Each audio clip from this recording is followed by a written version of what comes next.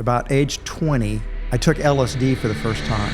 I had a food awakening. The planet's being poisoned. We need to change the agricultural system. We need to grow whole foods. Pretty soon after that, I moved into this vegetarian co-op. I was just thinking to myself, I could do this. I could actually have my own store. So I met Renee, who ended up being the co-founder of Saferway and then Whole Foods Market. And I went back and said, what do you think if we open up our own natural food store? And she grabbed my hand, looked me in the eye and says, oh, Mac, oh man, that'd be so cool. Let's do it. I had found my hero's journey. What does it take to build a $22 billion company? Well, we're going to answer that question today with the most famous grocer and my friend, John Mackey, the co-founder of Whole Foods Market. I am so lucky that I got to meet John several years ago and really understand as you're building a company from a kid with a dream into over 400 stores with shareholders, and as you get bigger and bigger, guess what happens? More and more people want to do it their way. They want to pull the original vision out of you. This was a live podcast with an audience of about 45 people here in Austin, Texas. And I got to tell you, what I found through my podcasting is that when you do it with a live audience, it electrifies the room. It electrifies the guest speaker. John was just so incredible. And it was just so much fun. And also some of the questions that come up in real time from a real audience just makes the whole episode so much more interesting. So be on the lookout for more of these episodes in the coming year. What's so amazing about this live episode filmed in front of an audience with John is really how he recounts his tales of staying true to his vision, valuing his team, and always leading with love, genuinely first. And how many entrepreneurs do you know talk about leading a company, especially a company the size of Whole Food, with love? You're going to get so much advice, philosophy, and an interesting, unique way that John looks at the universe that I think it's really not only going to change the way you do your business, but maybe change the way you do your life, including some tips on how to eat. Also, John is now doing, after Whole Foods, Love.life, a whole new revolutionary organization on health and wellness for you as a person. Listen as John digs into not only his past, but what he's doing now to serve humanity with love leading. Enjoy the episode. John, first of all, I'm really excited to have you here. I want to start, Adrian and I, when we were doing the business, we were actually a little further along. We've been together for 20 years. I think dates change when you've been married so long, you kind of forget.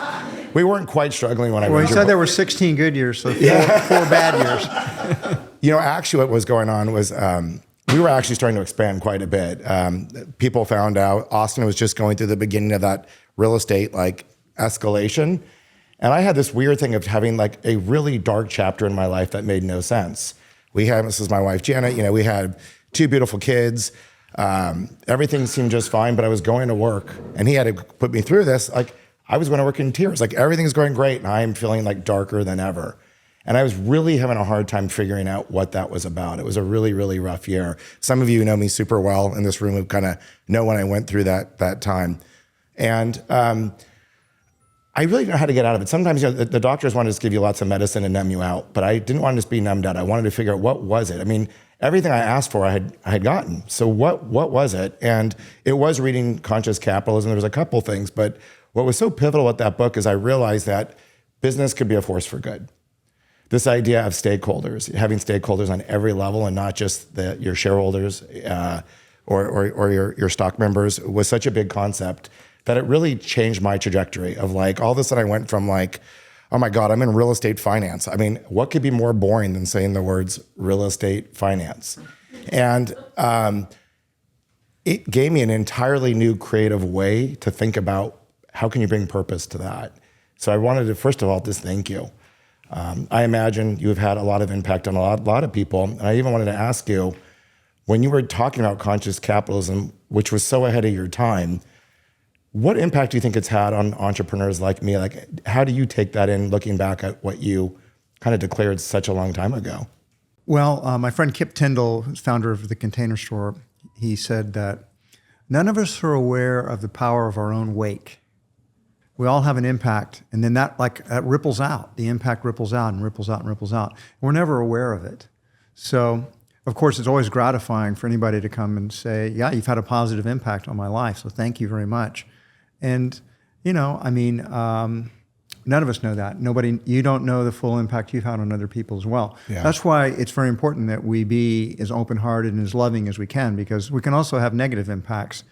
If we're full of hate and judgment and anger, then we can have a negative impact. But I appreciate you telling me that. Yeah, it really was incredible. I want to start, if we can, talking about your book, The Whole Story, which was my obsession this summer. I feel like you were like on the cruise with me and my family. And the first thing is I wanted to talk about, I had no idea, but we actually met with Brett Hertz, Austin 100, but you talk about in your book that really your late teens and your early 20s were about spiritual transformation, experimenting with different things, including psychedelics, and also kind of shedding yourself of expectations from your parents, what you thought you were gonna be.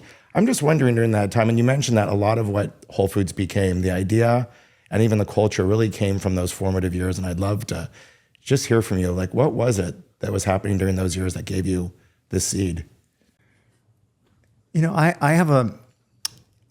actually recommend that everyone in this room at some point write a memoir of your life. It's because it's only looking backwards retrospectively that a lot of your patterns and threads, they start to make sense, that they didn't make sense necessarily when you're going through it. It's also a gift you'll give to your children and your grandchildren and your descendants. In fact, the best present I ever got in my life was my sister put together this a few years ago. She wrote up sort of the story of our family. And, I didn't even know that much about my parents, let alone my grandparents, my great-grandparents. And it was such a gift. It's something I really cherish. So I do recommend that. One of the things I learned, kind of looking backwards retrospectively, is that you're familiar with Joseph Campbell's work and the hero's journey? Yeah. I think we're all called to a hero's journey. Every one of us is called by a deeper part of our spirit to answer the call of our heart. So I was looking for a meaning of life when I was in my teens and, trying to come to terms with what I was going to do in life and what was important and trying to answer that call. And I didn't know I was trying to answer a call. I just felt the yearning. And you have to break away. Your parents are programming you, and so is the culture programming you to go a certain direction. And in my case, what my mother wanted more than anything, she named me after her father, she wanted me to be a doctor. Yeah. And, or at least something respectable. A lawyer, an engineer, anything that, I turned out to be a grocer. And it was, I tell the story in the book, and the last time I ever saw my mother was on her deathbed. And she was dying, I knew she was dying, and she'd already had a stroke, and she was bedridden, and she said, John, I just want you, I'm dying. And I said, yes, but we all die, and hopefully you won't die for a long time. She said, well, I think I'm going to die sooner than you think, and I want you to make a promise to me. I want you to promise me that you'll go back to school and finish and get your college degree and make something of yourself. And I said, in all the pride of somebody that's 30 years old, I said, no, I'm not going to go back to school. I'm going to build Whole Foods in this great company. And she says, John, you're just a grocer. And I said, what do you mean just a grocer? We've got 4 stores and we're going to have a lot more stores. She says, we gave you a fine mind and you're wasting it. You could be a doctor. You could be a lawyer. You could be somebody. And I said, I don't care about any of that. I want to sell healthy food to people. And so my mother died very disappointed, she died just a couple of months later. That was the last time I ever saw her.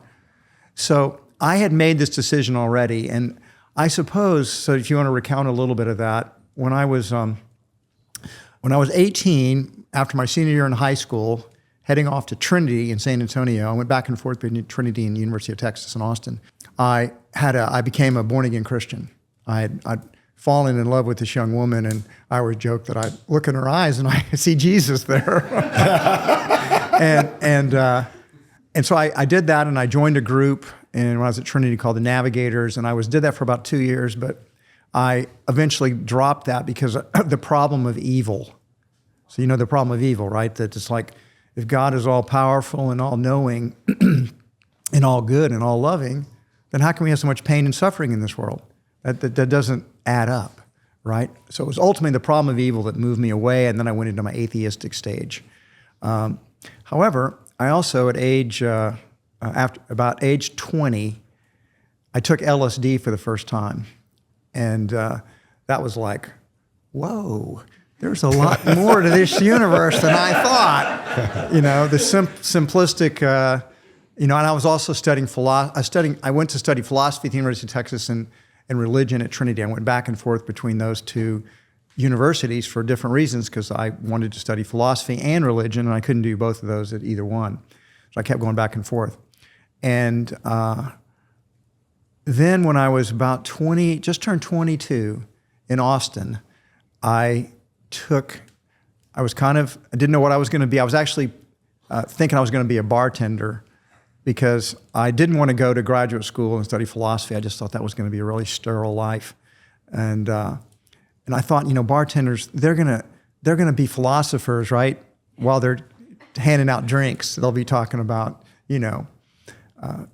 the meaning of life and whatnot. So I was practicing that, and I was not very happy. And I just took a dose of LSD. I didn't know how, and it was a huge dose. I just didn't know it. I mean, you didn't have any kind of controls back then. And I did experience, an ego death. The ego dissolved. I merged into the one. And that changed my life forever because it was like, I don't know how long I was there, for an infinite amount of time. There's no time. It's timeless. There's no separation. There's just the one being. And that's when I realized there is just the one being. That's all there is. It's just the one being. We're all a manifestation of the one. We just have our separate egos. We think we're separate. But it's just the same being living out all possibilities in the multiverse. And that woke me up to like, oh my God, I can do whatever I want to do in life. I can create whatever I want to create. It's all an adventure. And I stopped, mostly let go of a lot of fear then. It's like, what's there to be afraid of? Sure, you're going to die. I've died a million, billion times. And then it just continues on because the essence of what we are is immortal. And I got that in a very deep way. And then pretty soon after that, I moved into this vegetarian co-op, a commune really, called Prana House. And I wasn't a vegetarian. In fact, I just ate junk food. And you did it chasing, there was a girl you liked. There was a reason why you did it. Was it your girlfriend or a girl you liked? No, I thought I might meet a girlfriend there. Because I was interested in all things counterculture. I wanted to be a hippie. So, I wanted to grow my hair long and I wanted to hang out with, other hippies. So I joined and I figured a vegetarian co-op, there'd be a lot of them. And there were. So I met Renee, who ended up being the co-founder of Safer Way and then Whole Foods Market. And in fact, I tell the story. I had a food awakening. I became a vegetarian. First time I realized, I thought our bodies were just like a car, right? You go in to like McDonald's and you fill up on, you eat French fries and McDonald's, and you're like fueling up a car. It never occurred to me that food actually, made you healthy and you could nourish your cells. That was all what I discovered at Prana House. I learned how to cook. I became the food buyer for the co-op. I had found my hero's journey. Oh my God, I was utterly transfixed with this idea of, oh my God, this food really makes a difference. The planet's being poisoned. We need to change the agricultural system. We need to grow whole foods, and people need to eat differently. So I awoke all that at a very young age. And then I worked for the small natural food store and called the Good Food Company. Nobody here is old enough, I probably remember Good Food, but they had 5 stores, and Wheatsville was around back then, and there was another co-op called Woody Hills. I was a member of all of those things at one time or another. So anyway, I come back to the co-op. I left working there, and I thought, I remember I was in love. I loved all the customers. I loved all the people I was working with. I was just thinking to myself, I could do this. This is within my realm of competence. I can actually have my own store. This would be cool. And I went back and I talked to Renee. I grabbed her hand, looked her in the eye and said, hey, Renee, what do you think if we open up our own natural food store? And she grabbed my hand, looked me in the eye and says, oh, Mac, oh man, that'd be so cool. Let's do it. And so we did.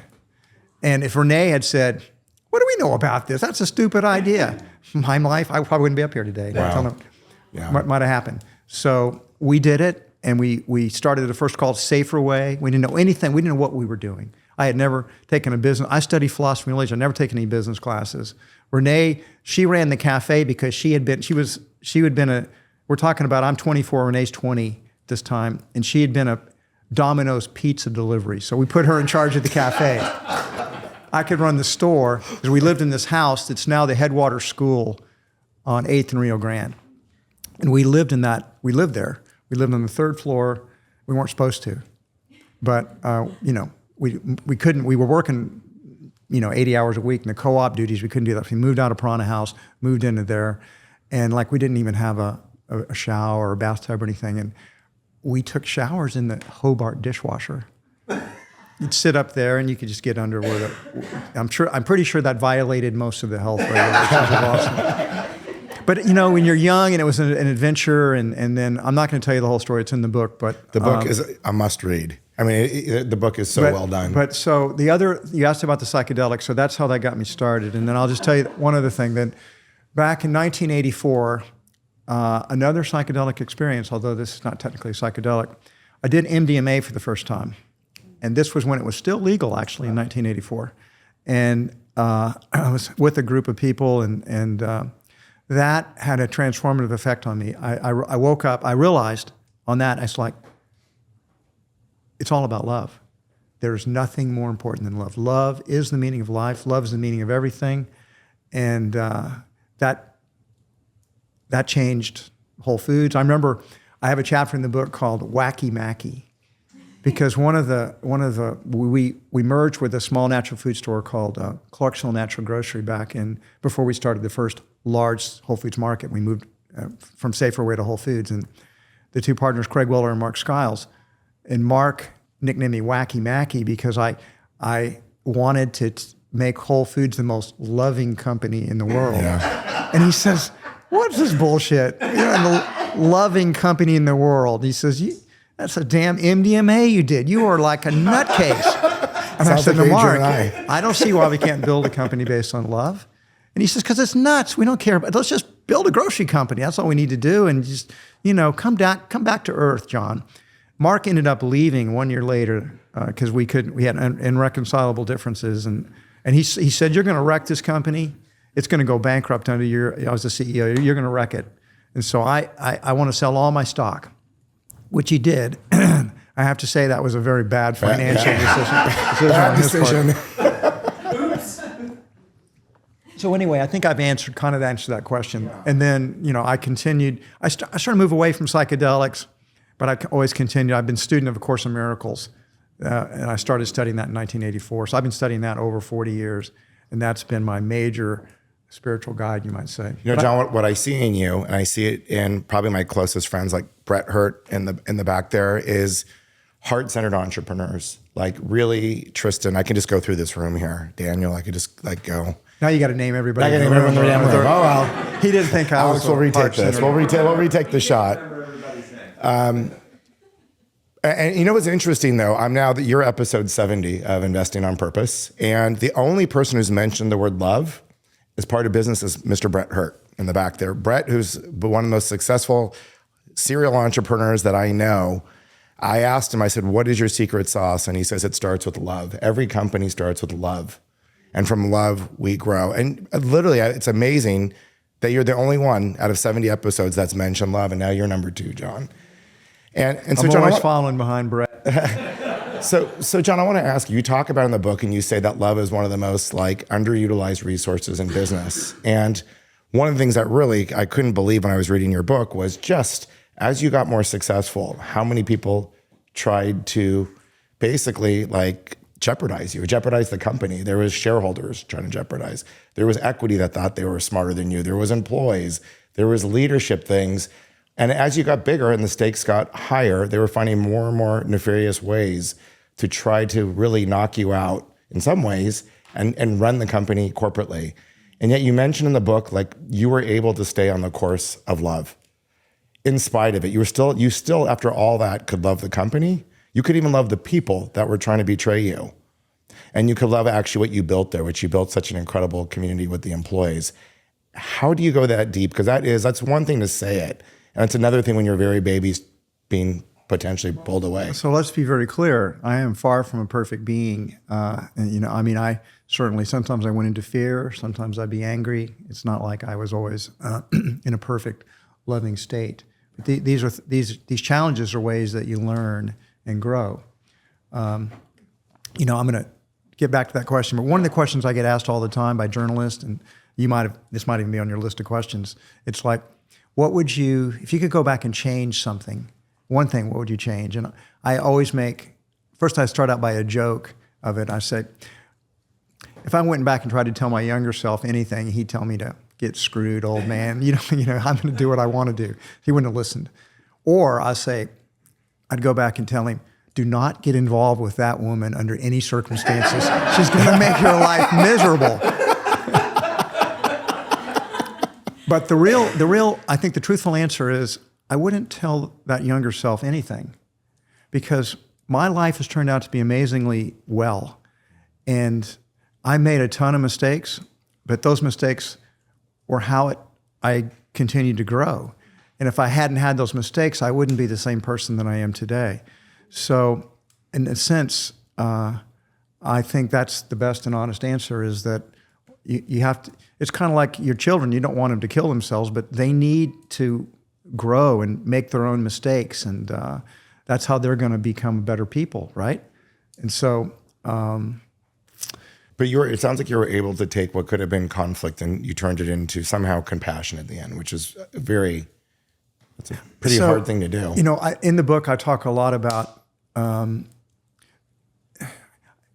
many of you read The Lord of the Rings or saw the movies, right? Okay, most people have at least seen the movies. Well, there's the Ring of Power. It's a great metaphor because very few people can wear the Ring of Power and not be corrupted by it. And the three things that corrupt people in this world, not everyone are corrupted by it, but money, power, and fame. Mm. Because people believe if they have those, they will be happy, that they will find love. In fact, those do not bring you happiness or love. They frequently bring you envy, because people want to wear the Ring of Power. They want to take it from you. If you have it, they want it, and they'll take it. They want to try to take it from you. So being the CEO of Whole Foods was a Ring of Power, and other people coveted it for various reasons. And so one of my closest friends is a guy named Dan Buettner. He's the guy that does the Blue Zones. And did anybody see the Blue Zones, the Netflix on the Blue Zones? Well, so Dan had like 125,000 Instagram followers before that series came out. Now he's got 1 million. And now he's being viciously attacked. He says, John, all these people are attacking me. I said, Dan, you're wearing the Ring of Power. They're envious of you. They covet what you have. So if you don't want that, then, he signed up for season 2 on the Blue Zones and Netflix. So I said, you should maybe not do that. Or you have to understand what's going on. You're going to be attacked. You're going to be hated. That's the way it is. And if you're not willing to live with that, then you can go back to a quieter life. But if you want to continue to put forward your mission in life, then the more successful you are, the more people are going to want to take it from you or at least run you down. That's just the nature of the beast. So buck up. And so he's bucking up. Nice. Janet, my wife, always says, send those people love and light. When they throw something dark at you, you just throw love and light back at them and just remember who you are. When you can. Or I play a game. The game is, can you lift their spirits up? They're trying to take yours down. That's the game. If you lift their spirits up, you win. And I'm just an FYI, I'm doing a TED Talk in Vancouver in April. I got invited to do the TED, and they asked me to talk about, they only gave me 10 minutes. They asked me to talk about win-win-win. So without telling you the whole talk here, the win-win-win is you're looking for a win for you, a win for me, and a win for everyone. And I end the talk by I was talking to my wife about it, win-win-win. And she says, John, you're overcomplicating this. This is much more simple than just a win-win-win. I said, that's really simple. It's really simple to understand. She says, I know something simpler. And I said, okay, what is that? She says, well, just love everyone all the time, no exceptions. I thought about it. I thought, yeah, that's really actually wow. She's right again. Wow. So that's going to be how I end my talk. So I'm looking forward to that. That's awesome. I'm going to shift a little bit. We're going to talk about community, but for those, because with Adrian's intro, I didn't actually talk about, this is a podcast. You guys are all part of a live podcast right now called Investing on Purpose. Ryan Moran over there was the one who helped get me started and said, let's go do a podcast, and really got me started doing this, and I'm having so much fun. One of the things, John, that I'm doing right now on my podcast is I'm talking about this idea of four-dimensional wealth, what money is and what money isn't. Because to your point, everyone's coveting a ring that once you get there will not bring you fulfillment unless you actually have the other four areas covered. And I talk about the four dimensions of wealth being your purpose wealth. Do you have a purpose that you're actually working towards every day? Without it, what the heck are you doing? Your time wealth. Are you waking up happy, going to sleep peacefully, and living your day in presence? Is it your time or someone else's time? And then we talk about this community wealth. Are you connected to a community? And what are the relationships within that community? And of course, the one that you've an expert at is health. Health is the last tier. So in other words, money by itself, because you have all these financial planners telling you, save as much money as you can, so when you're really, really old, you'll die with money. Well, that doesn't sound very fun. It sounds like a lot of scarcity. So how can you live with money in a way of being a fulfilled person by having those four dimensions all together? I want to talk to you about community, because you have done community in a way that I haven't, unbelievable. When you were putting, what was it about Whole Foods early on, as far as your employees? You talk about this actually in Conscious Capitalism too. You saw your employees, you heard them. They always felt seen and heard. And when you did your compensation models, which you talk a lot about, your decision-making structures, even the way you had local managers had the power to hire, you had local teams hiring. It was revolutionary in retail. And what were the key principles? What was it at that time? Because that was really revolutionary, creating these communities that made Whole Foods not a supermarket, but really a communal experience. Well, the real thing to understand is we didn't know what the hell we were doing. No, I say that. We did not have a business background. None of us really did. And so we didn't really know how we were supposed to do it. Now, the shadow side of that is we reinvented the wheel a lot, right? We were making these discoveries that were like business 101. But we thought they were like revolutionary ideas. I remember when we decided to the very first Whole Foods market, we tried to do the same way we did when we did Safer Way, which is we had one big schedule, and you'd come in and maybe you'd start out working a cash register, and maybe you cut some cheese, and maybe you work the meat department, and maybe you stock some groceries, and it's like a Chinese fire drill. Everybody's running around doing everything, which is what you do in a small store. But as you got bigger, it's like, maybe if we just had people stay at the cash registers, that we'd get more efficient and more productive. But when we first started doing that, it was like a revolt. It was like, I don't want to stay up the cash registers. Okay, well then you got to go back and cut cheese. And so it was, we thought we were making a major strategic breakthrough in that, but we were just reinvented the wheel. I say that because we also were completely free to innovate. Since we didn't know how we were supposed to do it, we had no institutional think that we had to overcome. Mm-hmm. So it allowed us to be incredibly innovative. It's like Elon Musk does. He always asks about first principles. Is this against the law of physics? I don't want to get us into any kind of political discussion, but it's kind of interesting now with Doge that he's in there looking, and it's like, well, why are we spending money this way? This seems like a waste of money. And when you're in that entrepreneurial creative phase, you're just asking those kind of questions like, I don't know, why can't we do it this way? And so we had this freedom, particularly in the early days, that allowed us to innovate and be incredibly creative. And I always believe that the group mind is more powerful than any individual mind. So if you can get people that are united through purpose, and you can unleash their creativity, and then you can iterate as a group on it, you're going to come up with incredibly innovative solutions. And that's what we did. And I mean, I will tell you, for a long time, it's not true anymore. Whole Foods is a very different company now, and it's a very different company since I left. There was a time when I thought we came up with almost every good idea that was happening in the supermarket industry. People just copied us. So the answer to the question is, JP, is we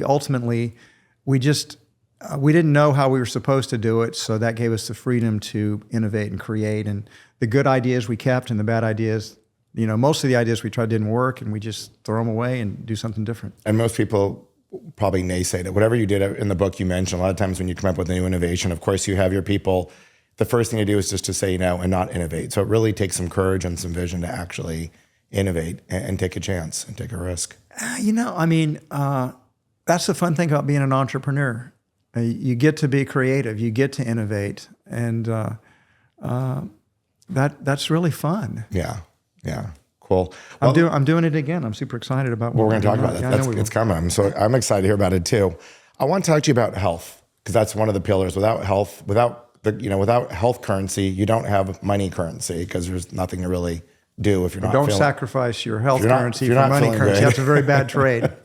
You obviously were an innovator with organic, foods. Everything you did really, really early on. And I'm just wondering, where do you still see as the biggest gaps in both food and wellness right now? And I know we're going to jump into the wellness part, but where do you see the gaps right now as we are today? Well, the gaps are huge. I mean, the statistics are really discouraging. 74% of adult Americans are overweight, and 44% are obese, meaning they have a BMI over 30. Wow. I know, 74%. And diabetes and it's pre-diabetics. And the point is, it hasn't. Too, yeah. That's not like peaked and started headed down. It's still going. Jeez. And over 50% of adult Americans are either diabetic or are pre-diabetic. So the biggest gap is, I can explain it to you very simply. Our genes are working against us. For almost the entire evolutionary history of humanity, we didn't get enough calories. And this is true for almost all animals too. So we like foods that have a lot of calories in them. And they have a lot of protein, a lot of carbohydrates, a lot of fat.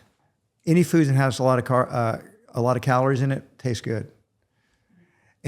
But they just weren't available for most of our evolutionary history. Maybe if you could pull down a mammoth before they went extinct, you could get some calories for a while, or you could gorge on it for a while.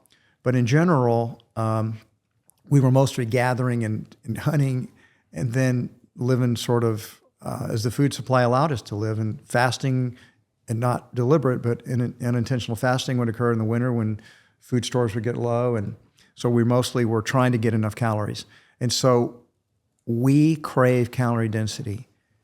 And now we live in an advanced capitalistic society where the market will give you a super calorie dense foods, not just 3 times a day, but all day long. You can eat all day long. You can eat donuts, and you can eat bacon, and you can eat steak and fried chicken. Double Big Mac with fries, just pouring the calories. Exactly. And as a result, we're eating ourselves to death, or we're digging our graves with our teeth, as Bernard Shaw once said. So that's the problem is our genes. And you have to, once you become conscious that, oh, I get it, I just like foods that have a lot of calories in it, you can re-educate your palate to enjoy the foods that are good for you. This is the great secret. People think, well, I don't want to eat healthy because I will have no more pleasure in life. And they're stuck in what we could call the pleasure trap. But if you re-educate your palate to enjoy the foods that are good for you, your pleasure will not drop. You will find that you recalibrate, and all of a sudden those foods taste really good. For example, I just love the taste of fruits and vegetables. They just taste really good to me. And I eat about 15 servings a day of those. And those are the healthiest foods that you can eat. They have the most nutrient density per calorie. So anyway, we should eat real. Michael Pollan said it. Eat real food. Don't eat all this processed crap. Eat real food, mostly plants, not too much. There you have it. He said it, and I'll just repeat what he said. No, it's great. And we need to exercise. We need to manage stress. We should avoid toxins. I will tell you, I gave up alcohol 3 years ago. never felt better in my life. Really, really wish I'd given that up 30 years And I know ago. everybody is hoping that Ozempic is going to save us all, but I don't think Ozempic's going to save us all. Americans we want a magic pill. We do. We want something that doesn't require us to change anything. And and guess what? The market will give it to us. The pharmaceutical industry is working, 24/7 to come up with magic pills that will solve all our problems. That will reverse cancer, just a magic pill. And so we're very gullible. We'll swallow it if they produce it. I was listening to Peter Diamandis was talking about the problems with Ozempic once you take it. There's some pretty severe problems. Like as soon as you stop taking it, you get really hungry and you gain all your calories back. You lose your muscle mass, so your face gets really droopy, and that doesn't come back. So you have to be on it for the rest of your life. How long have you been taking it now? Yeah, exactly.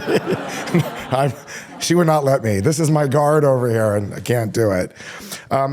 What do you see in the government's role as far as going forward, as far as shaping us into taking a healthier lifestyle? Obviously, it has a tremendous cost on our medical system, all the medical things we're creating through our food. Do you think our government can save us or help us save us going forward?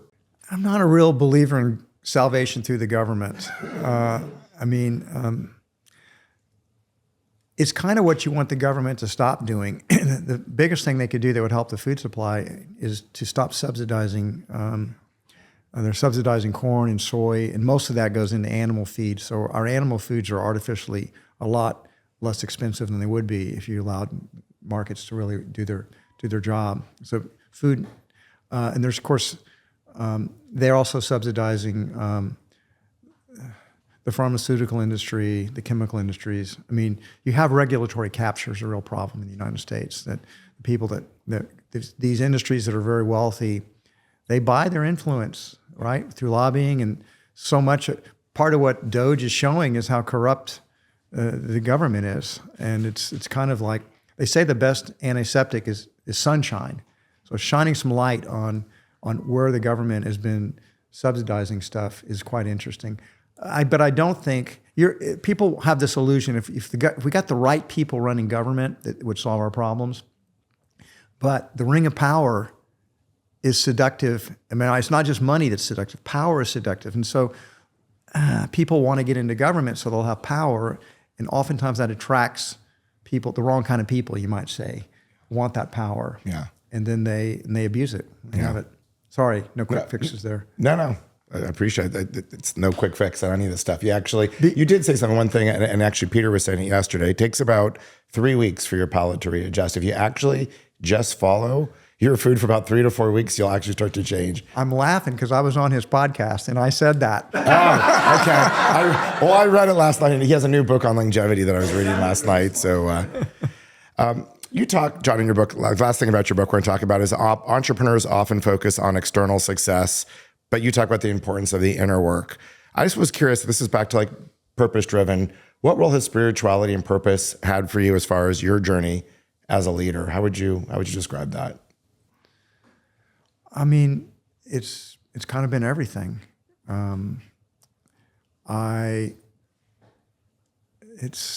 It's been there all. It's not like it's a separate part of me. It's who I am. It's been my own journey. I mean, make no mistake about it. It's been a journey, right? I'm still on a journey. I'm still learning. I'm still learning and growing and evolving. And I think life is about that. Continuous learning, continuous growing. When you stop learning and growing, you might as well check out, because that's a big part of the adventure.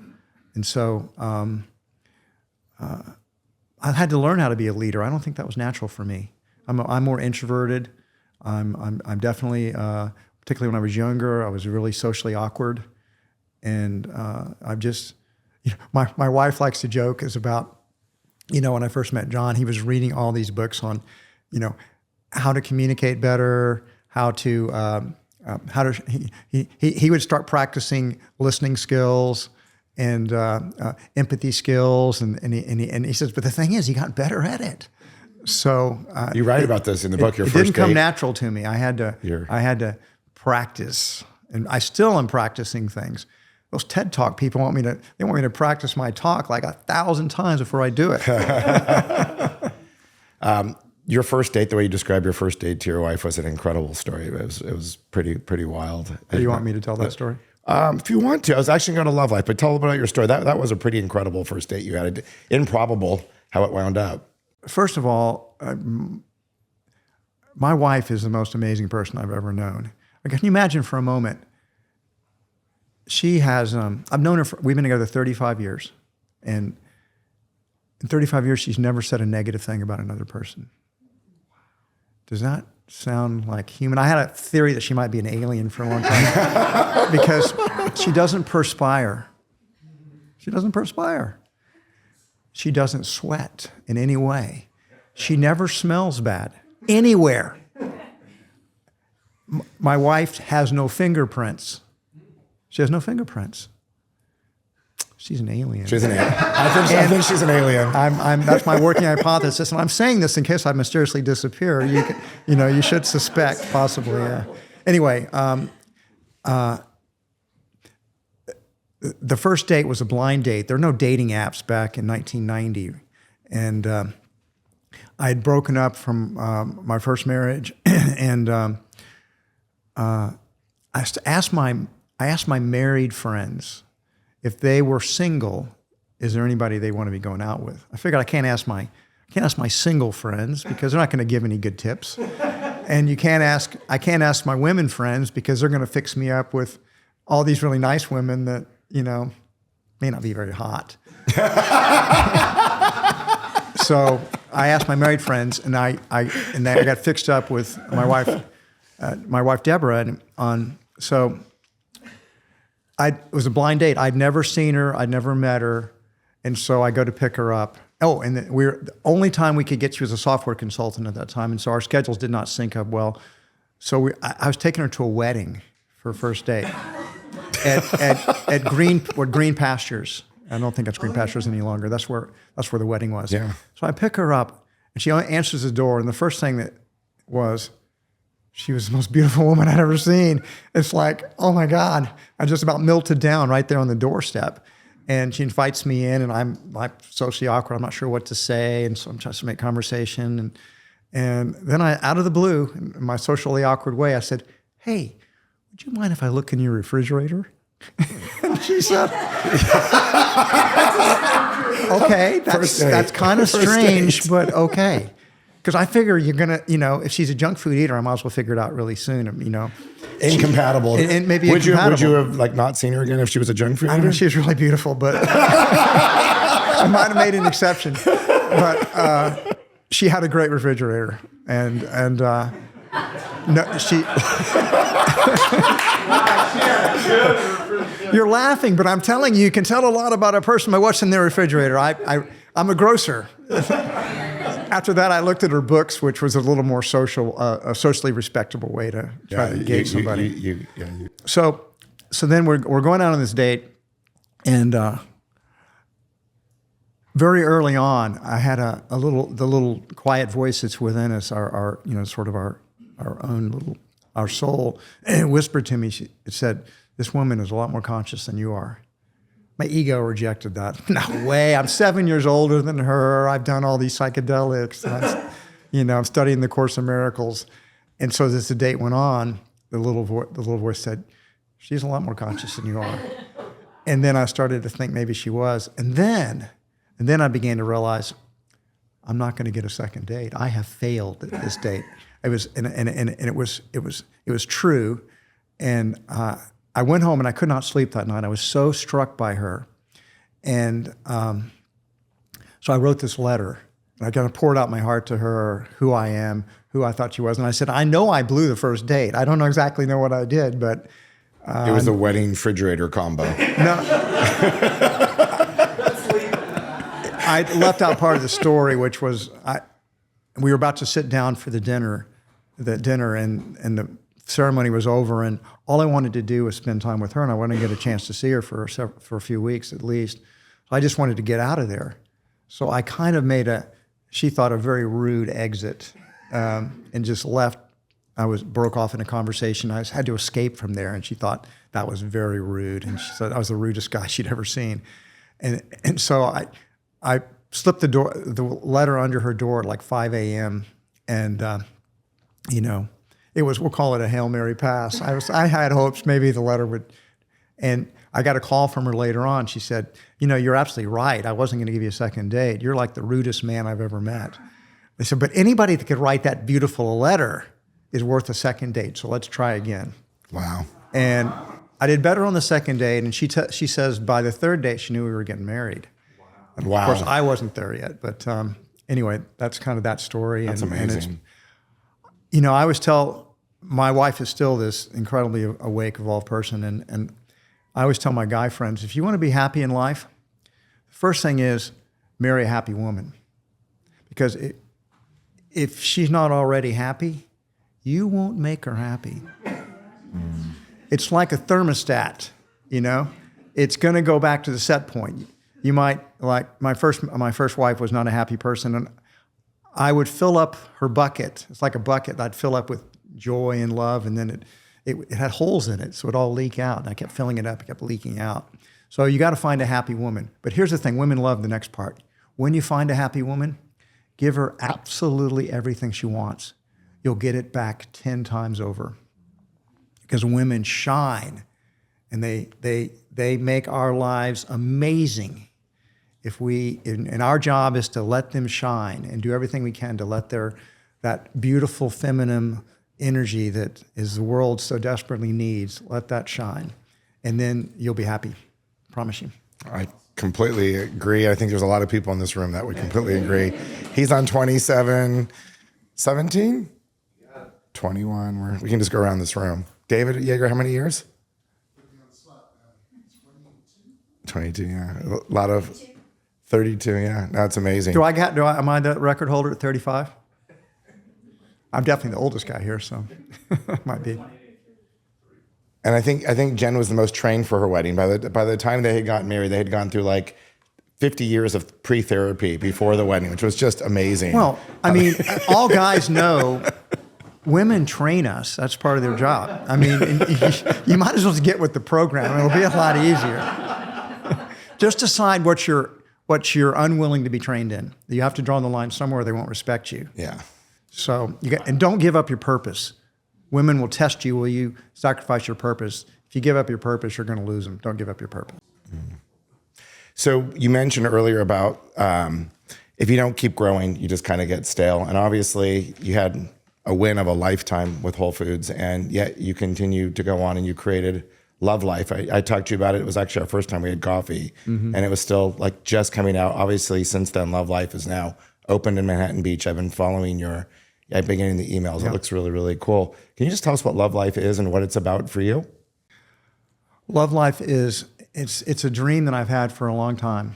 And even going back into the Whole Foods days, back in 1985, remember I'd done the MDMA, and I wanted to open up this sort of a holistic health center that would do breath work and meditation and yoga and just be a growth center. And it didn't happen, and that's in the book for why that didn't happen, but I never gave up on the dream. And I go into why I left Whole Foods, which was the hardest thing I've ever done, was leaving Whole Foods, because it's my baby and I love Whole Foods so much. But I mean, I was not really happy there any longer, and it was time for me to move.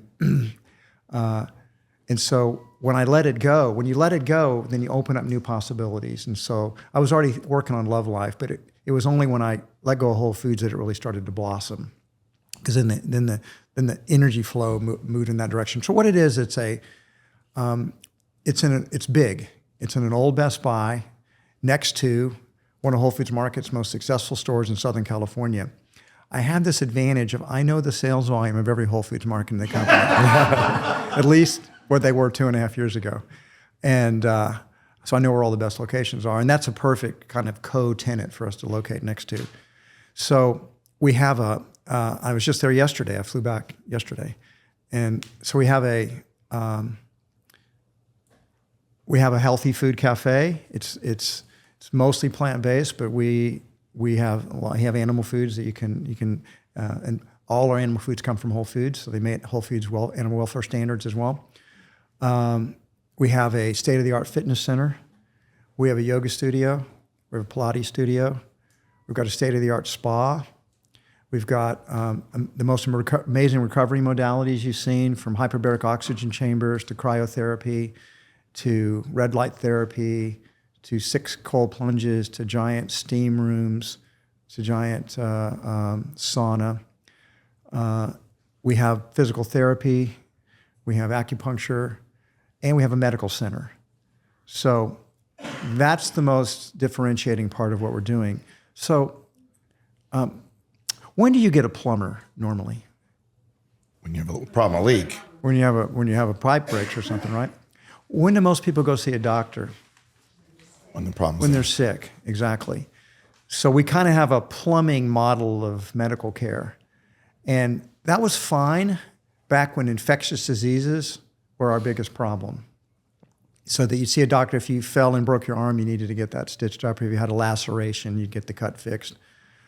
Or if you got an infectious disease, the doctors could possibly help that, or vaccinations, antibiotics, things like that. But what kills people today are chronic diseases. The leading killers in America: heart disease is number 1, cancer is number 2, stroke is number 3, type 2 diabetes, and diabetes is like number 4.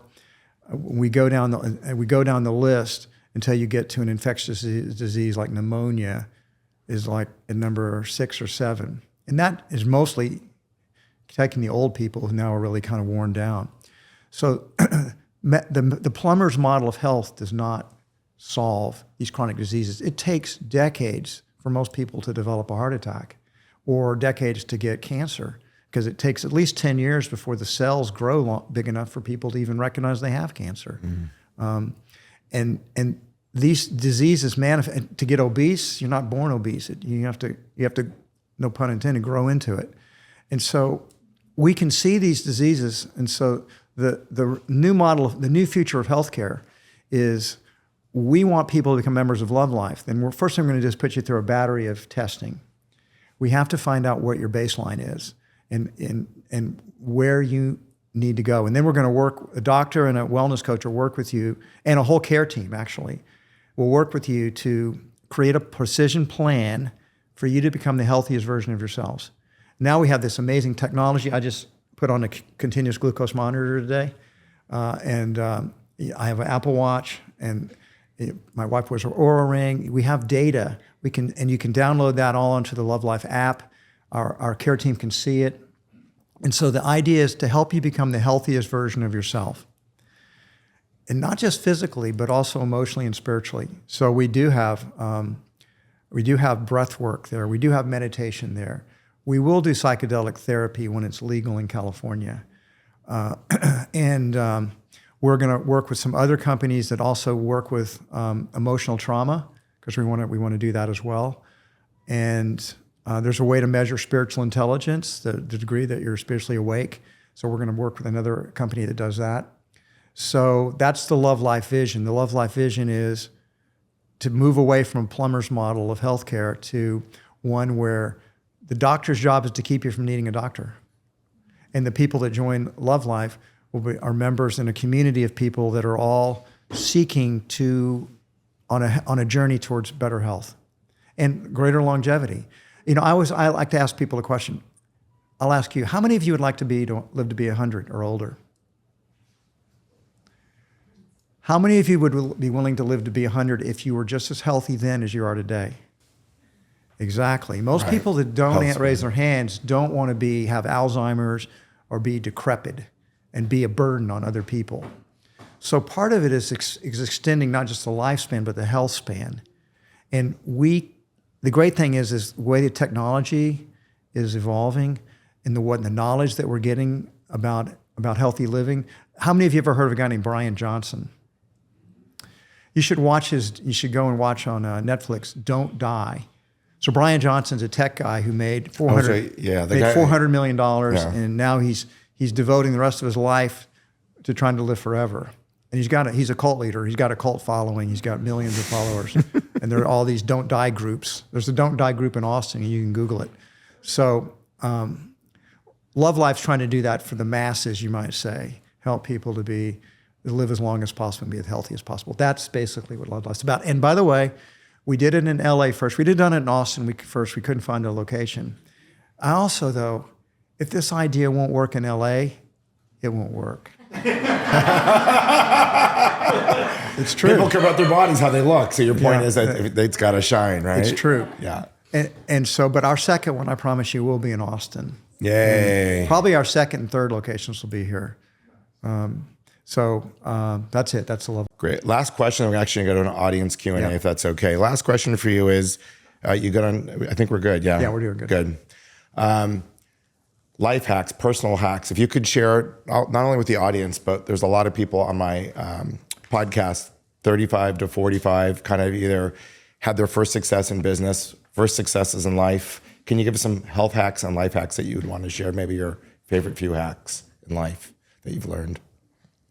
Haven't I kind of been given that all day? Any more? Maybe that's it. Marry a happy woman. Okay. Look in the refrigerator. I mean, these are all. You got it. That's fine. I think in health, I think it's the lifestyle factors that are most important. People want the magic fix, but I already gave you the basic food hack, which is eat real food. Stop eating all this processed food. You're going to get eat more fruits and vegetables. I mean, I've been vegan for 21 years, but I'm not telling you have to be a vegan, but I'm telling you have to eat more plants. You have to eat more fruits and vegetables. Don't just go by social media. Look at the science. I always tell people you can find anything you want on the internet. If you Google right now, is coffee good for you? You will get thousands of people saying that it is. Or if you Google, is coffee bad for you? You'll see an equal thing. And so most people they want confirmation bias. So they go on the internet to reinforce what they want to believe. Instead, you really need to study the science.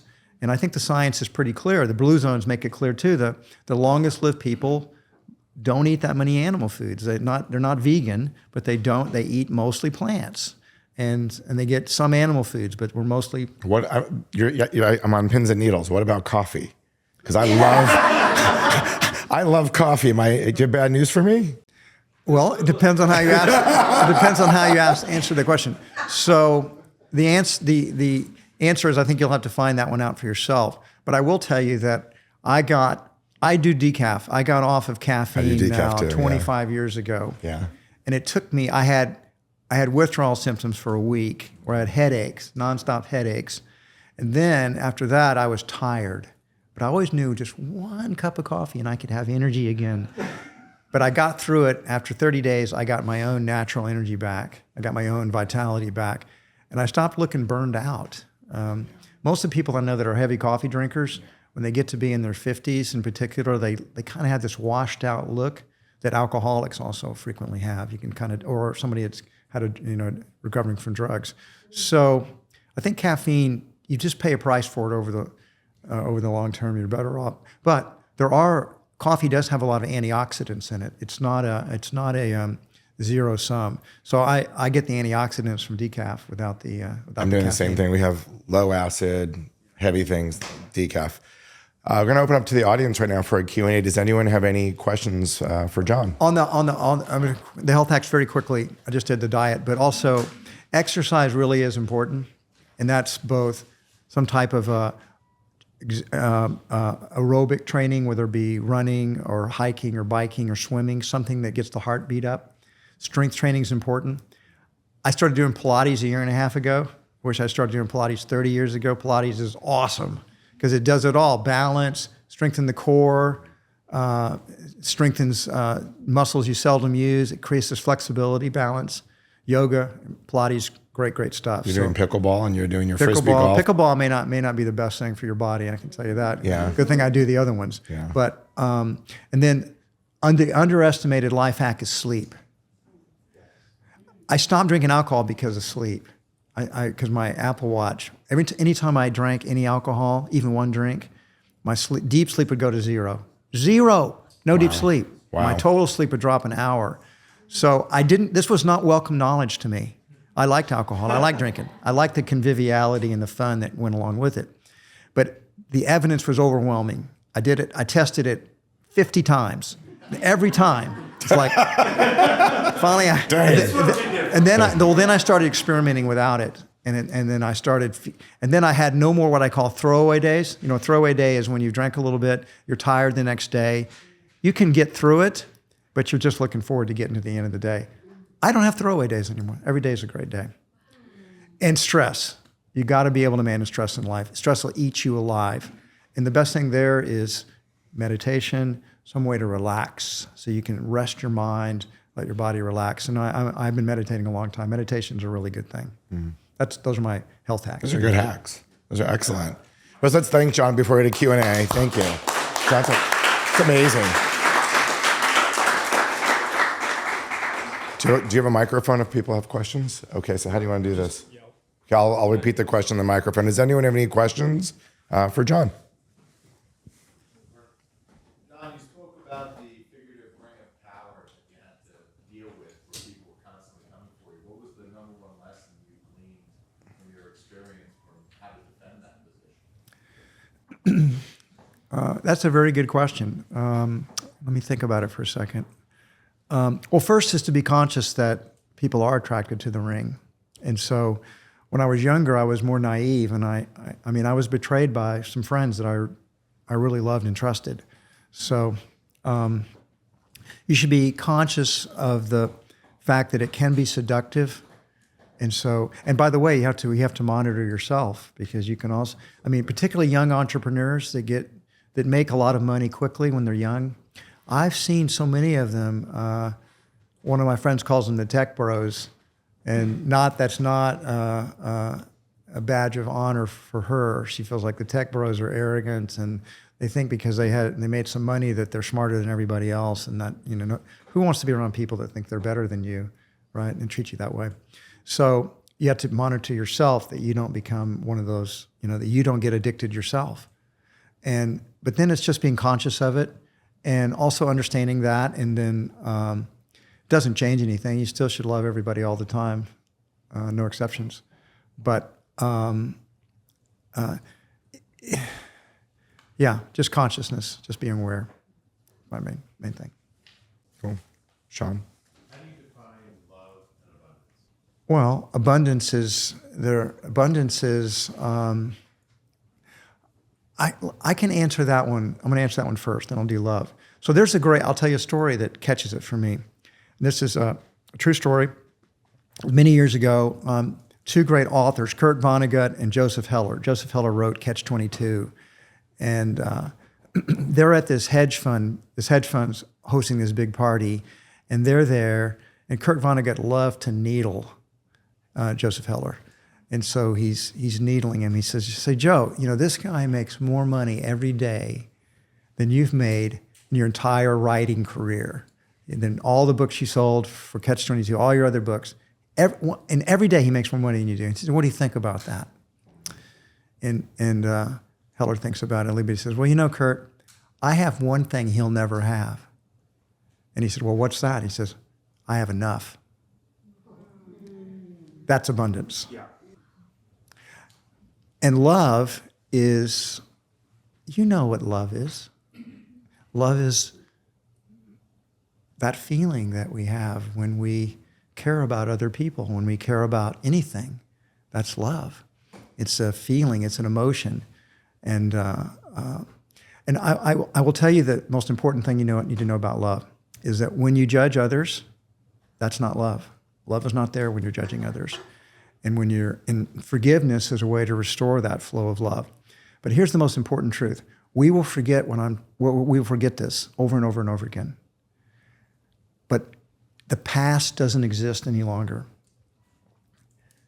In the next moment, you can choose love again. Doesn't matter how many times you forget it. That was in the past. Now you can choose love. And if you forget and you attack or you judge or you go back into your ego and you go into fear, that's okay. The next moment, you can go back to it. And as you practice that, the gaps when you're not in the love space shrink, and you can go back to it. And then I'm not saying I'm not always in the love space. I sometimes get afraid or I sometimes get angry, but I remember quicker and I go back to it. And someday I won't forget any longer. I'll just be there all the time. And that's what I think the meaning of life is to, and also to be able to share that love with other people and help them to remember who they are. Because who we are in our deepest core is love. I think at some level, every one of us knows that. We just forget it. And that also is the meaning of life, in my opinion, is love. So that's what love means. Wow.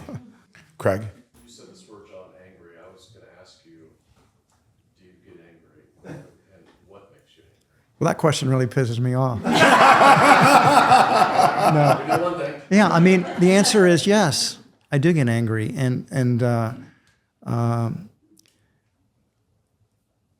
but anger does stop the flow of love, and so I remember that, and then I let go of it, and I move on. I forgive. Forgive is the key. Forgiveness is how you let go of anger and fear.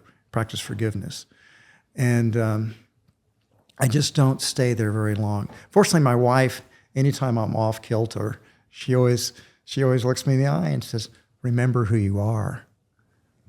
And so I wish I could give her that gift, but she does never forget. So, but she's good at helping me remember. Yeah. I actually remember, John, we were at a dinner, I think it might have been Austin 100, and there was a reporter who was just kind of harassing Reporters you. piss me off, that's for sure. And I remember, and you got pissed. I was just like, it's the first time I think I had dinner with you. I was like kind of sitting there like watching you, and he deserved it though. He was really like, first of all, it was dinner. We should have just relaxed, and he was just like rifling questions. And I think I was probably drinking alcohol at that time. you were done with him. I just remember that. Any other questions? Last one. So my question for you is, what was the moment when you had a knowing that you were going to, it was time to start the process of selling Whole Foods? Sure, that is a good story in the book. So I do tell that story in the book, and it's important. Most people don't know the backstory on that sale. I did not want to sell Whole Foods Market to Amazon or anybody else. I to this day, I'd rather it stayed independent. But we were being attacked by shareholder activists. They were trying to take over our company, and the names were Jana Partners. And this is a far greater conspiracy than I'm going to go into today, but there is a conspiracy back there. I hint at it in the book, but since I can't prove it, I didn't accuse anybody, but I made some very strong hints of what I actually think happened. So the whole story did not put any of my conspiracy theories in it, but Can you share a little bit? Or you don't want to. I'm actually curious because I read I'm that chapter. I'm not going to tell you the backstory, but I want to tell you part of the backstory. So we're being attacked by shareholder activists. They're trying to take over the company, and so the attack occurred back in 2016. 2017, and I was launching my book, The Whole Foods Diet.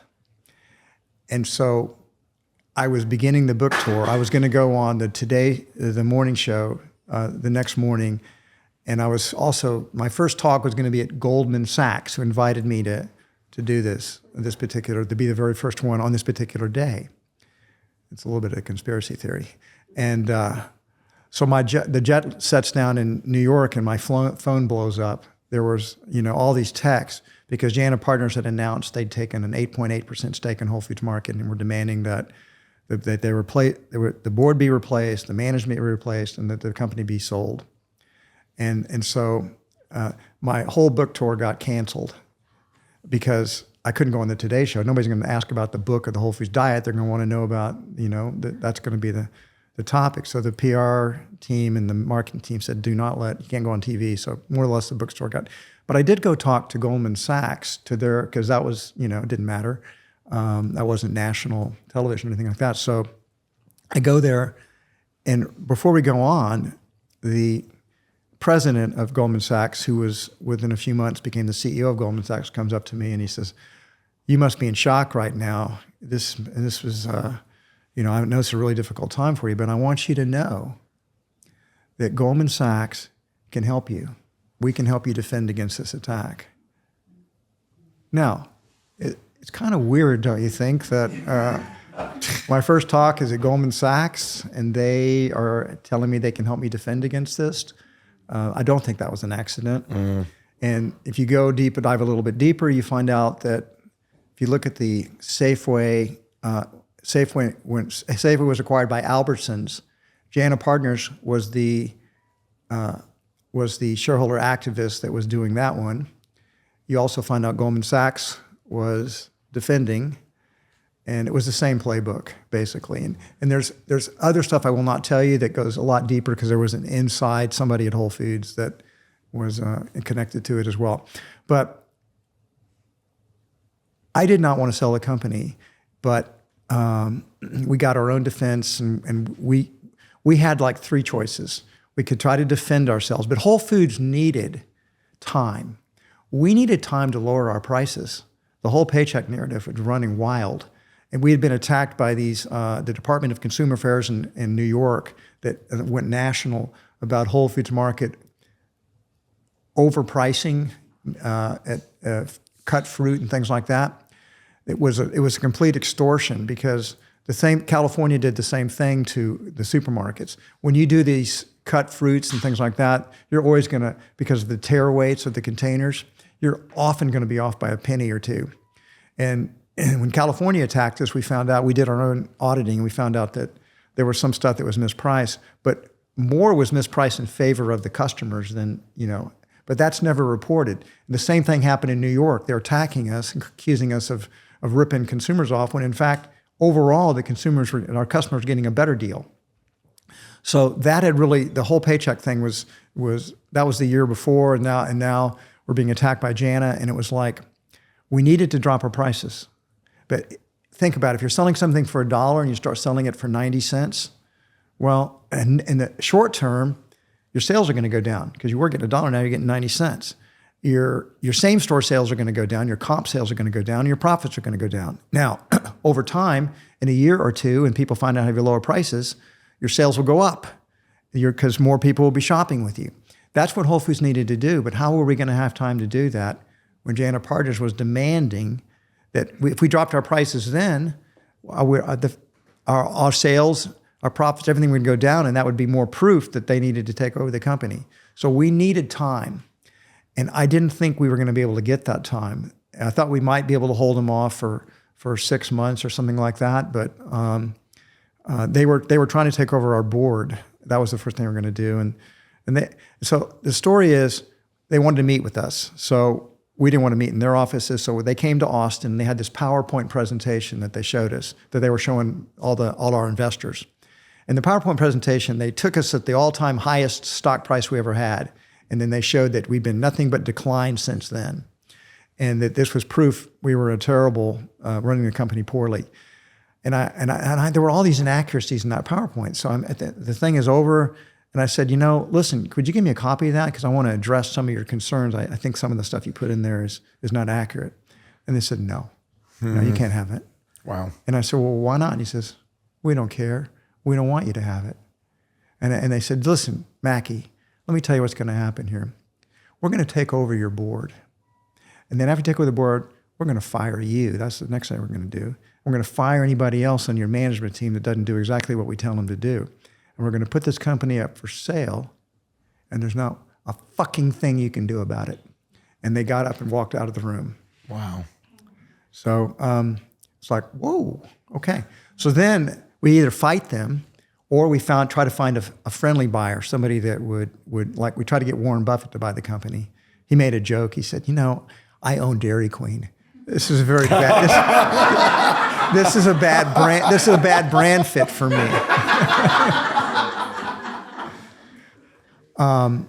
And so the other one was, and this is part of the conspiracy theory that I won't go into details, we could also take the company private. That's what it was all about at the end of the day. And certain people wanted to take the company private. Some of them were on our board. And this was to make that the best alternative, to take it private. The private equity people would have taken over the company then. And then they would have made some changes. They would have fired me for sure. And because I didn't want to go private. And so that they had to get me out of the way. So Jana was in some ways doing the blocking and tackling for them. Again, there are other things I just can't tell you because I can't prove it and I don't want to slander anybody. So I kept asking a question every single day. What's the win-win-win solution? What's the best thing for our customers, the best thing for our team members, the best thing for our suppliers, the best thing for our investors, and the best thing for the larger community? I asked that question again and again and again. And then one morning I woke up, and the moment I woke up, it said, what about Amazon? And that was the answer. Because Amazon, there are some, I can tell you many things I don't like about Amazon, and they made some changes I don't like. But let me sing their praises for a moment. In the first 2 years after that merger happened, they cut prices. Well, they let us cut prices 4 times. It cost them hundreds of millions of dollars for Whole Foods to cut our prices, but we did. And we are far closer to our competitors in price. That's what we needed to do, but we couldn't do it with JANA, but Amazon let us do it. Within 30 days of the merger, Amazon raised the pay of every hourly employee in our company to higher levels. But that was back when they did the $15 an hour minimum. That was a little tough for us because that worked really well in Austin, Seattle, New York. Didn't work so well in Mobile, Alabama, where we were way above the market. We had to close a few stores in the South. Amazon didn't mess up any of our suppliers. In fact, just the opposite. They studied all of our sales by every supplier, and they picked up hundreds of our suppliers they didn't have before. So it was actually good for our suppliers. And it was great for our investors. They got 30% more for their stock when Amazon bought it than it had been selling for before Amazon got involved. And it was good for the government. Government got lots of taxes. And it was good for our philanthropy because Amazon backed our whole Planet Foundation, our whole Kids Foundation, and our whole Cities Foundation. So all of our stakeholders won in that transaction. And we gave up our independence, but that was the win-win-win solution that came up with. Also, it enabled me, I stayed for 5 years because I committed to stay for 5 years. I didn't stay one day past 5 years. And that enabled me to leave. I don't think I'd have left otherwise until I had a heart attack and they pulled me out of there. So anyway, that's Did you the have a voice?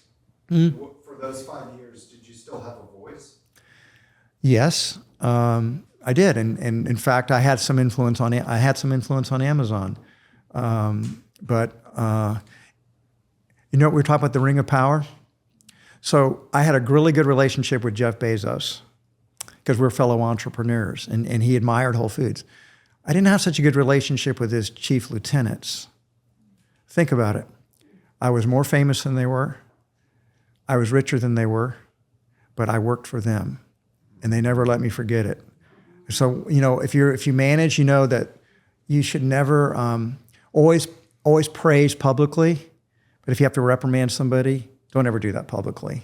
They continued to reprimand me publicly all the time in front of Jeff's, the people below Jeff. So they were constantly putting me down. It was letting me know where I stood in the hierarchy. That was a little tough for me. How many stores was it when the merger happened? How many stores when the merger happened? I don't know, about 480 or something like that. But there were 540 when I retired. So we grew. We were 16 billion when Amazon bought us. When I retired, 5 years later, we were 22 billion. And I don't know what it is anymore because I'm out of the loop. Probably 25 billion now or something like that. Yeah. Anyway, that's kind of that backstory. You have to read. I'm a little disappointed that JP did not buy a copy of my book to give to each of you. You know what? I was late. I did ask Molly today. I was going to actually do that, but I was late to the trigger. I'll tell you what, guys. Since John brought it up, if you want a copy of the book, come out, reach out to me or Cody. We will get you a copy of the book. Because the book is that good. I was just pulling your leg. I literally emailed teasing Molly this morning. Before we sorted it on Amazon, so you got one. Yes. Well, let's wrap this up, John. I know you have to go by 6:30. I want to say, John, first of all, just thank you so much for your heart, who you are. You've been an absolute inspiration to me. I actually, while you were talking, forgot that I had been to 2 of your conscious capitalism presentations many, many years ago. Really? Yeah. Jim Sudd, I just had met Jim Sudd, the whole thing. But I forgot, there was many paths that where you and I crossed where I never met you. I just saw you from stage. But to be here with you today as your friend and just someone who totally inspires me. I just so appreciate you. Well, JP, I feel the same way about you. Remember the first conversation we had, and we were like, blood brothers. I mean, it was like we were just connecting. We were talking about psychedelics, and we were talking about love. And I thought, I like this guy a lot. He's a really cool dude. I think I do know him pretty well. You do know him pretty well. John, thank you so much, guys. One last thing, just if you're hungry, Cody did a phenomenal job. We have some wonderful Greek food from a local restaurant here called Artemis. Eat a little bit. It wasn't dinner, but you will really enjoy yourself. Jesse brought from his company, brought some of his whims, which if you ever want the best 1 gram of sugar or less peanut butter cup, I know it is divine. Pay attention we have some samples in there. And one last thing, if you guys want to take a look, we have a QR code. Adrian and I, if you're interested in multifamily investing, once a month we have a podcast that comes out where we talk about the market, where we see the opportunities. And starting next month, we're going to have a fear and greed index, 1 through 100, of where we see the market coming. So if you're interested, there's a QR code right behind you, right where Cody is over there. Go on the QR code and Angie will put you on our list. And we just thank you all for coming. Thank you so much for being part of the community. Thank you so much.